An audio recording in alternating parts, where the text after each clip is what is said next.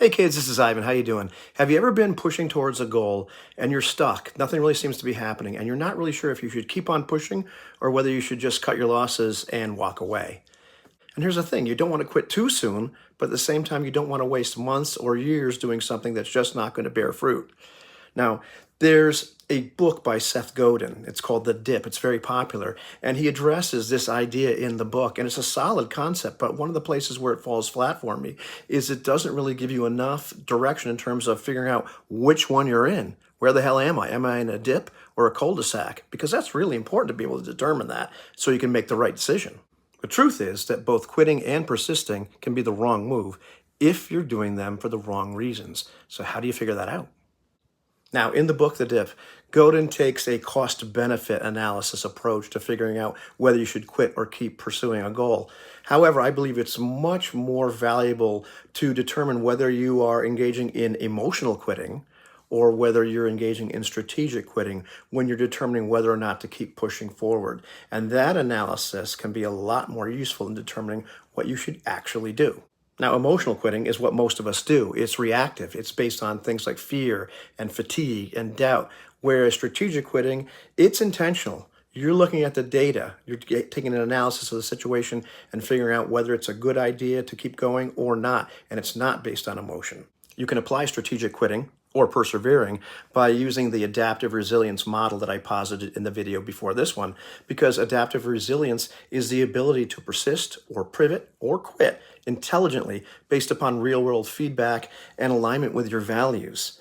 And why it works better than Godin's model, in my opinion, is because it acknowledges uncertainty. We're human beings, and a lot of times it takes a while for us to figure out what's really going on. We have to tease out all of our emotions and look at things critically. It includes iteration, so you're not just blindly persisting, you're persevering towards a goal, but you're trying different nuanced things that see which one works. And it also recognizes strategic quitting as progress. It is not failure. You have learned an awful lot as you're doing that. So it's still a useful thing to do. It turns out there is a book named Adaptive Resilience, which I was unaware of when I made the first video last week. It's by Maria S. Santa Catarina. However, she takes a different tack towards adaptive resilience, and she's talking more about corporations and large enterprises and structures, where I'm more talking about the individual person and our decision-making process. When you're in that decision-making process and you're not sure whether you should keep going or quit, ask yourself these 4 questions. Am I quitting to relieve pressure, or because this no longer aligns with what I really want? Have I tested and iterated multiple times, or have I just been grinding blindly? What feedback am I getting? From results, from my environment, or from my own gut? And do I feel fear, or do I feel clarity? Emotional quitting usually feels desperate. The strategic quitting usually feels clean, even if it's difficult. Now, there have been times in my life when I have not followed this process. I've certainly stuck with many things well past the expiration date out of pride or ego or not wanting to look foolish. And there's also been times when I've quit many things out of emotion.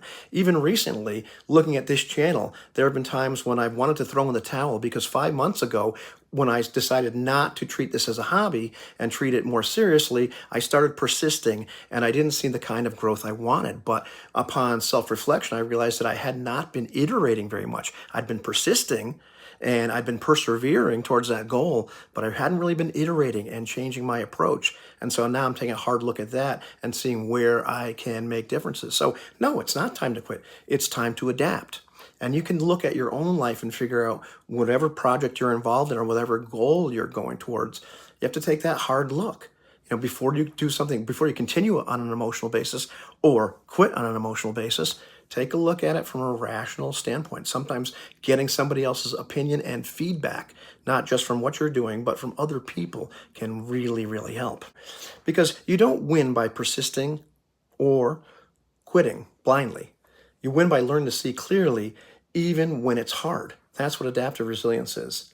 And in the next video, I'm going to give you some practical skills to develop adaptive resilience so you don't burn out or stay stuck. Have a good one, kids.